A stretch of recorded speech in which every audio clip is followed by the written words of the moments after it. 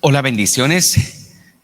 Deseo que la gracia de Dios esté en tu vida y en tu hermosa familia.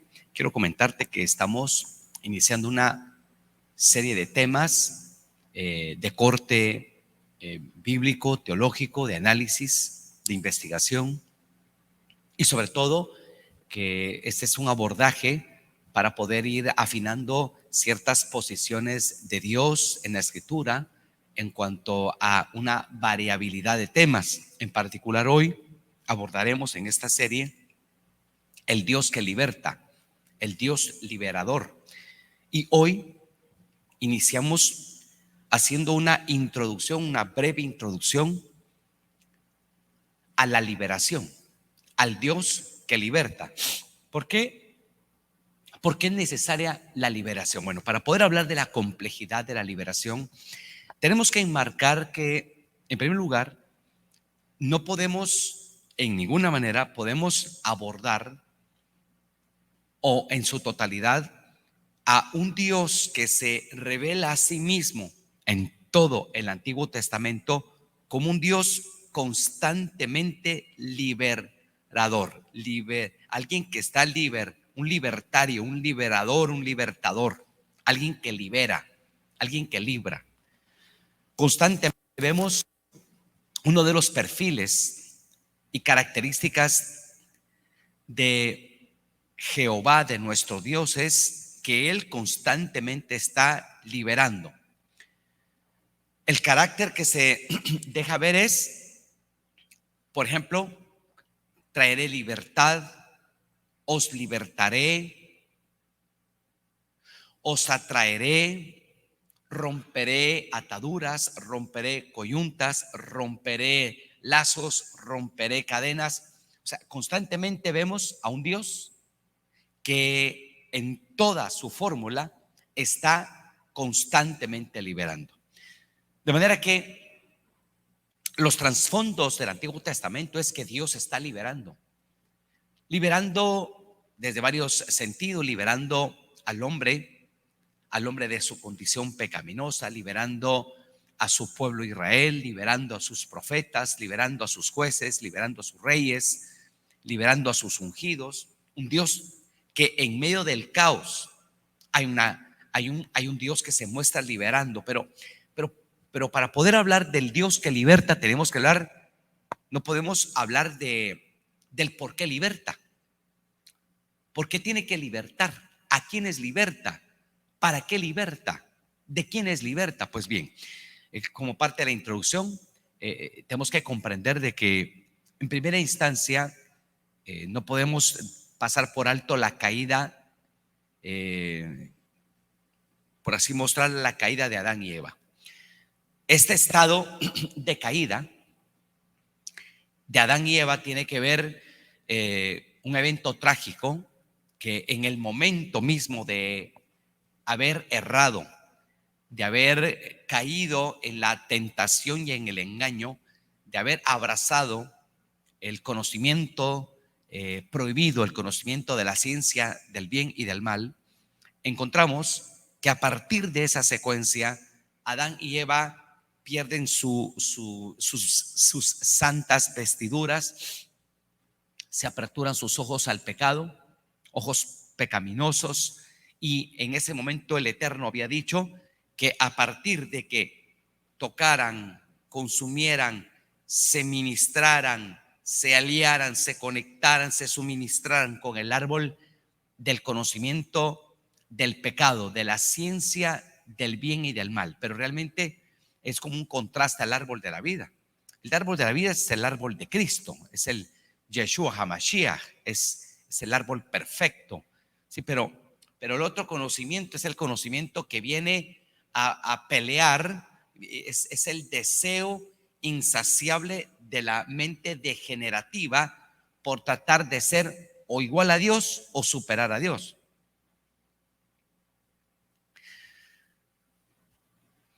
¿Qué niveles de engaño tuvieron que llegar a Adán y de ambiciones desmedidas y de adulterios para que él pudiera inclinarse inicialmente a Eva y posteriormente a Adán? Y en esa y en esa caída a fondo de ellos, en ellos y por ellos, ellos quedan expuestos a los juicios, quedan expuestos a la vileza, a la expulsión, fueron expulsados. Dice el capítulo 3 de Génesis que los expulsó, y al ser expulsados del huerto del Edén, al ser expulsados, quedaron consumidos en su amargura, juicios, etcétera. Y a partir de ahí surge la palabra profética cuando el Eterno dice: y la simiente de la mujer, la simiente de la mujer aplastará la simiente de la serpiente. Y luego reafirma diciendo: pero la simiente de la serpiente va a morder el carcañal de la simiente de la serpiente va a morder el carcañal de la simiente de la mujer. Esto implica que a partir de ahí vemos a un Dios que quiere rescatar, un Dios que rescata, un Dios que liberta. Pues bien, no solamente desde ahí, como punto de partida, Adán y Eva, no, pero preadámicamente encontramos la consumación en los inicios eternales. Vemos diferentes creaciones que Dios hizo que pecaron. Hay grandes cataclismos que se generaron preadámicamente, que es de donde surgen todas las estirpes demoníacas. También no es el punto hoy donde se generan los ángeles. ¿Por qué cayeron los ángeles? ¿Por qué la muestra de ese ser angélico que cae y que arrastra la tercera parte de las estrellas o ángeles del cielo? Y aparte de ello, la consumación de los espíritus inmundos o los espíritus crueles, demonios, que en algún momento tuvieron cuerpos, pero fueron consumidos en juicios preadámicamente. Es decir, cuando Adán y Eva ya están establecidos en el huerto, no están, por así decirlo, solos en el abismo del universo. No, ya hay ejércitos malignos, hordas, fuerzas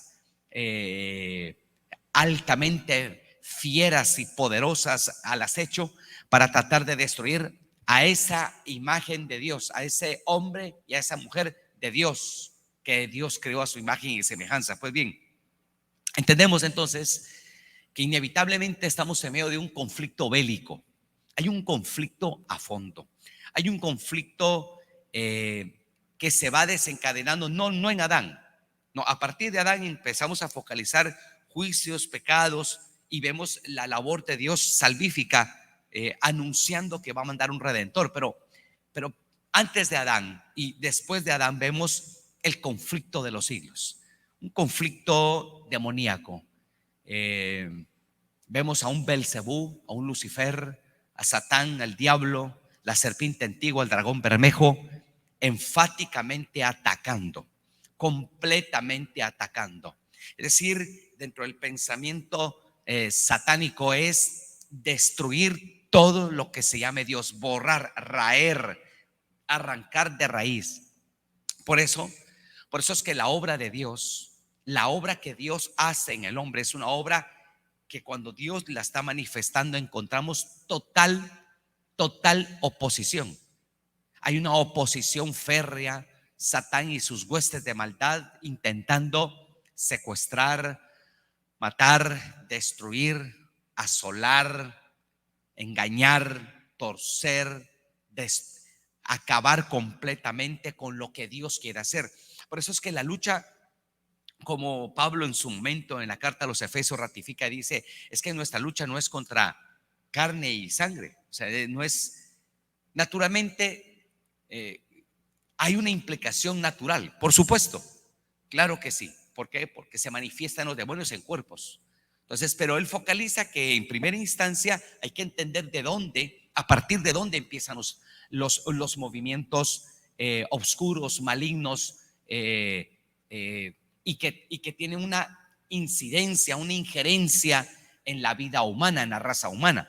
Bueno, pero entonces aquí vemos por qué Dios liberta, por qué cuestionamos, por qué un Jeremías, un profeta como Jeremías, por focalizar a alguien, Jeremías tanto sufrimiento, al calabozo, se le pusieron cepos, se le pusieron yugos, fue puesto en prisión su persona, fue metido en pantanos, fue metido en estados de arenas movedizas. Es decir, cuánto sufrimiento el profeta, el heraldo de Dios, anunciante de Dios, para poder anunciar no solamente al rey su pecado, al rey, sacerdotes del primer templo y todo su pecado, porque era el profeta que vio en carne propia cómo se desmoronó la autoridad espiritual del pueblo de Dios, su caída de los reyes, sacerdotes, cómo es que todo se degeneró. Pues bien,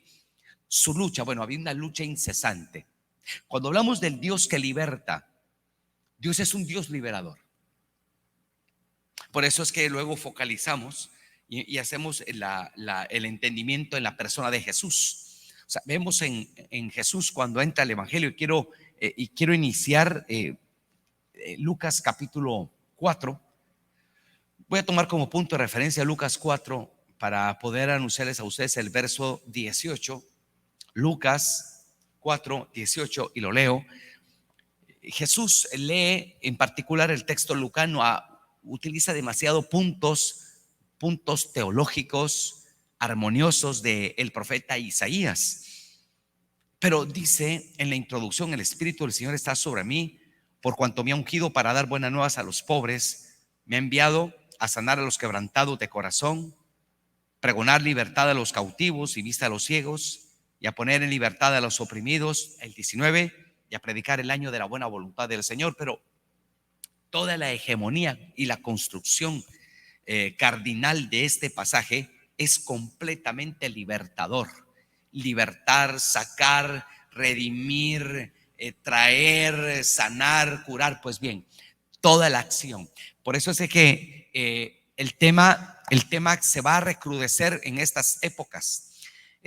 Si usted focaliza, los niveles de contaminación cada día serán impensables.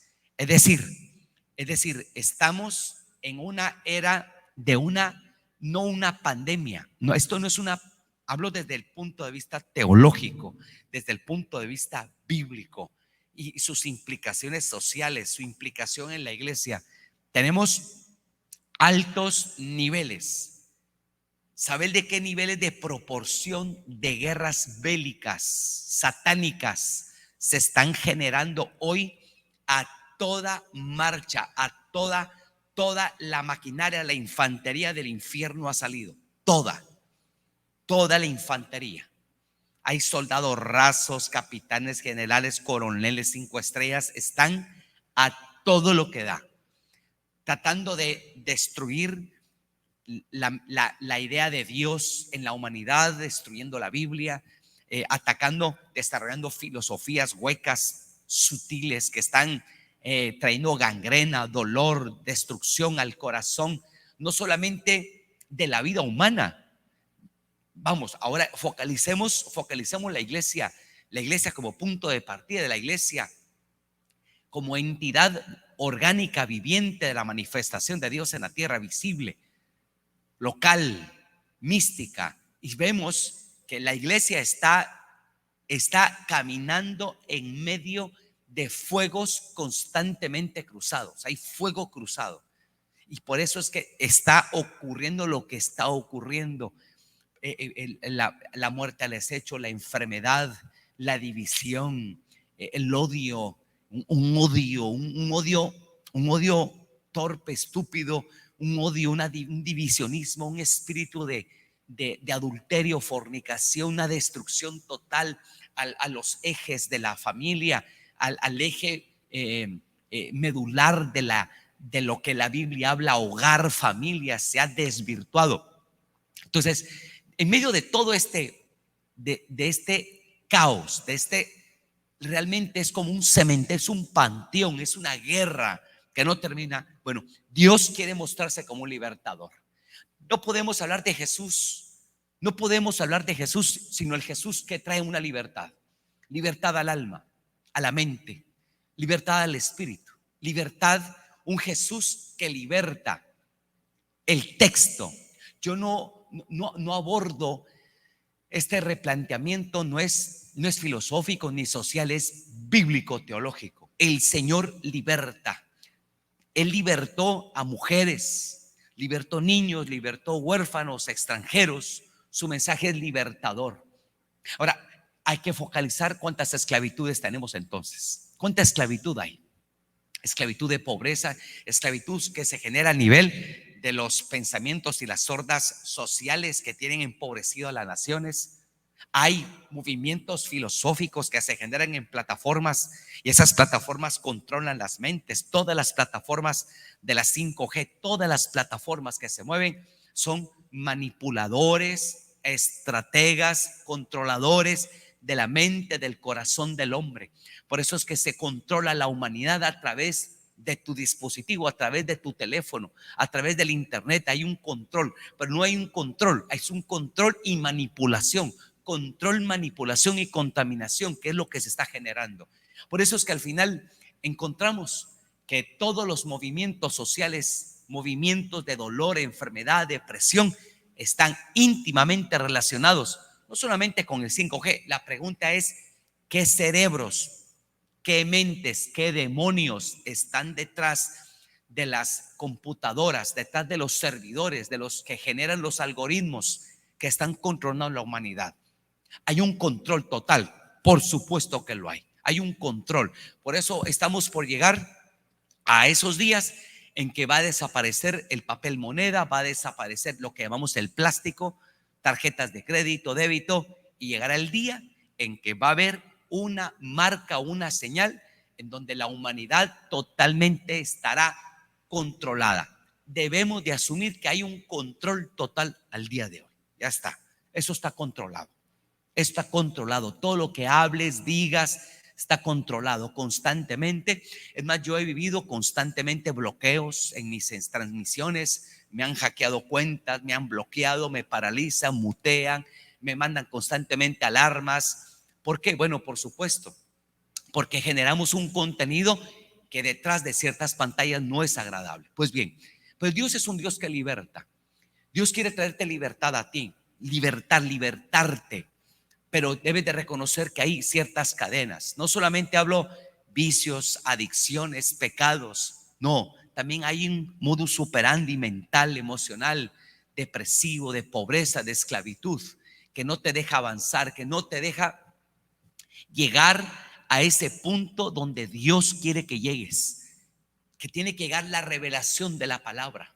La revelación de la palabra debe de llegar, debe de quitarte los argumentos, las telas de araña mentales, emocionales, anímicas, en conceptos de dinero, en conceptos de hogar, en conceptos de familia, en conceptos que han sido dañados, enlodados, mezclados. Y lo que es peor, que hoy, al son de hoy, hay muy pocos ministros de culto desde una perspectiva cristiana que estén hablando de la necesidad de ser libres. Pero para poder hablar de necesidad de ser libres, también tenemos que reconocer la necesidad y focalizar de qué, de quiénes, de quién, de mí, de qué, del pecado. Por supuesto, hay que ser libres del pecado. El pecado que ha corroído la iglesia de Cristo, el cuerpo de Cristo. Hay un pecado. Por eso no se aborda el tema del pecado. No se aborda el adulterio, la fornicación, desviaciones sexuales. No se aborda. No se aborda los daños que se están generando ahora. No se aborda. Porque hay necesidad de libertad. Aparte de eso, no solamente tenemos el tema del pecado, tenemos nuestra juventud, nuestros jóvenes están casi esclavizados, empobrecidos, nuestras juventudes, controlados por los algoritmos de las plataformas 5G. No solo eso, la destrucción de la familia. Ahora cualquiera es pastor, predicador. La pregunta es, ¿qué Dios quiere hacer? ¿Qué mar rojo tiene que partir Dios ahora? Pues bien, en esta introducción vemos de que Dios es un Dios que liberta. Quiere libertarte a ti, libertarte de muchas filosofías que has oído y recibido. Muchas, muchísimas. Por eso dice el texto sagrado que vendrán maestros conforme a sus concupiscencias y apartarán el oído de la verdad y se volverán a las fábulas. Créeme que mucho de lo que hoy se aborda en las plataformas de las megas iglesias, de los mega circos romanos, son fábulas humanas. Hay un humanismo, hay un individualismo, hay un antropocentrismo que se ha generado y han sacado a Cristo de la iglesia, han sacado a Cristo de las congregaciones, han sacado la Biblia de la iglesia. Por supuesto, no todo, porque siempre hay remanentes fieles de Dios en las naciones y en el continente. Ya para concluir, el Dios que liberta. Esta es una pequeña introducción de la secuencia de temas que estaremos abordando y que estaremos anunciándote para que puedas estar. Yo quiero hoy terminar en breves minutos. Dios es un Dios que liberta. Cristo vino a libertar. Libertó hombres, niños, mujeres, esclavos. Libertó, trajo libertad. Vino a romper la maldición del pecado. Cristo en la cruz venció al diablo. Cristo, dice el texto, que para esto apareció el Hijo de Dios, para deshacer las obras del diablo, y las deshizo en la cruz del Calvario. Hay necesidad de darse cuenta de cuánta costra tenemos en los ojos. ¿Qué es lo que no vemos? Es una pregunta que yo te hago a ti. ¿Qué es lo que ya no ves? ¿Qué dejaste de ver? ¿Quién está capturando tu movimiento espiritual, tu desarrollo, tu andamiaje, tu avance? ¿Qué te detiene? ¿Qué te bloquea? Pues bien, detrás de todo está Satán.